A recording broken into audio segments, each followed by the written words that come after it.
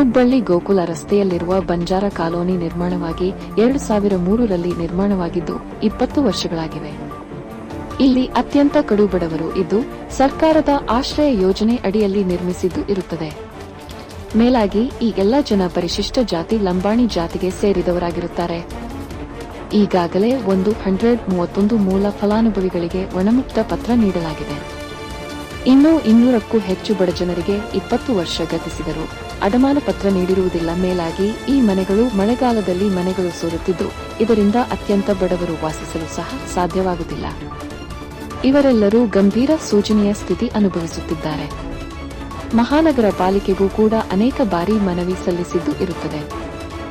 ಆದರೆ 20 ವರ್ಷ ಗತಿಸಿದರೂ ಇದುವರೆಗೆ ಬಡವರಿಗೆ ಸತಾಯಿಸುತ್ತಿರುವುದು ಖಂಡನೀಯವಾಗಿದೆ. ಆದ್ದರಿಂದ ಈ ಕುರಿತು ಮಹಾನಗರ ಪಾಲಿಕೆಯ ಸಂಬಂಧಿಸಿದ ಅಧಿಕಾರಿಗಳು ಬಂಜಾರ ಕಾಲೋನಿಯ ಬಡ ಆಶ್ರಯ ಫಲಾನುಭವಿಗಳಿಗೆ ತಕ್ಷಣ ಹಕ್ಕು ಪತ್ರ ಆಗಲಿ ಅಡಮಾನ ಪತ್ರವಾಗಲಿ ವಿತರಿಸುವಂತೆ ಆಗ್ರಹ ಪೂರ್ವಕವಾಗಿ ಒತ್ತಾಯಿಸುತ್ತಿದ್ದೇವೆ. ಈ ಕುರಿತು 30 ದಿನಗಳವರೆಗೆ ಗಡುವು ನೀಡಿರುತ್ತೇವೆ. ನಂತರ ಆಮರಣ ಉಪವಾಸ ಸತ್ಯಾಗ್ರಹ ಕೈಗೊಳ್ಳಲಾಗುವುದು. ಆದ್ದರಿಂದ ಮೇಲ್ಕಂಡ ಎಲ್ಲಾ ಅಂಶಗಳನ್ನು ಗಮನಿಸಿ ಬಂಜಾರ ಕಾಲೋನಿ ಬಡವರಿಗೆ ಅಡಮಾನ ಪತ್ರ ನೀಡಲು ಆಗ್ರಹಿಸುತ್ತೇವೆ ಎಂದರು.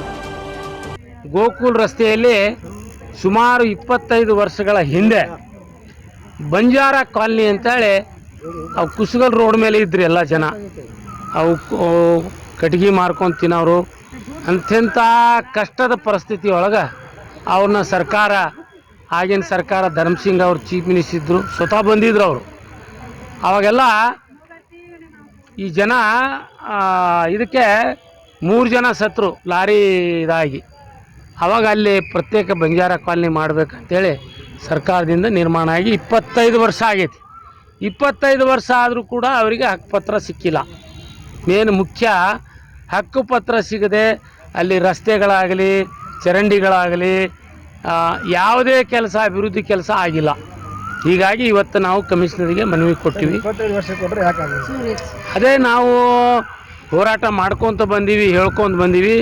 ಈಗ ಕೊನೆಯದಾಗಿ ಏನಂತಂದ್ರೆ 30 ದಿನಗಳವರೆಗೆ ಗಡುವು ಕೊಟ್ಟಿವಿ ಮಾನ್ಯ ಕಮಿಷನರ್ ಸಾಹೇಬರಿಗೆ, ಮತ್ತು CM ಅವರಿಗೆ, ಉಪಮುಖ್ಯಮಂತ್ರಿಗಳಿಗೆ, ವಸತಿ ಮಂತ್ರಿಗಳಿಗೆ ಕೂಡ ನಾವು ಮನವಿಯನ್ನು ಕೊರಿಯರ್ ಮೂಲಕ ಸಲ್ಲಿಸ್ತಾ ಇದ್ದೀವಿ. 30 ದಿವಸದೊಳಗೆ, ಇವತ್ತು ಎಷ್ಟು ತಾರೀಕು, 9 ತಾರೀಕು, 9/6 ಮುಂದೆ 10/7 ನಾವೇ ಸ್ವತಃ ಬಂದು ಆಮರಣ ಉಪವಾಸವನ್ನು ಕೈಗೊಳ್ತೀವಿ. ಇದು ತಕ್ಷಣ ಸರ್ಕಾರ ಆಗಲಿ ಕಮಿಷನರ್ ಆಗಲಿ ಸ್ಪಂದನೆ ಮಾಡಬೇಕು, ಮಾಡಿ ಅವರಿಗೆ ಹಕ್ಕುಪತ್ರ ಕೊಡಬೇಕು.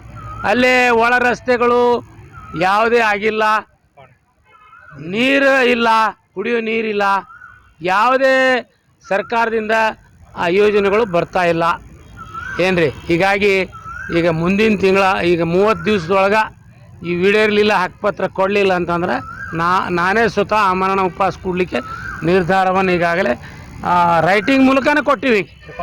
ಏನ್ರಿ, ರೈಟಿಂಗ್ ಮೂಲಕ ಕೊಟ್ಟಿವಿ. ಮತ್ತು ನಾವು ಆಮರಣ ಉಪವಾಸವನ್ನು ಕೈಗೊಳ್ತೀವಿ. ಎಲ್ಲಿವರೆಗೆ ಆಮರಣ ಉಪವಾಸ ಅಂದರೆ ನಾವು ನಿರಂತರ ನಾವು ಅದರ ಸಲುವಾಗಿ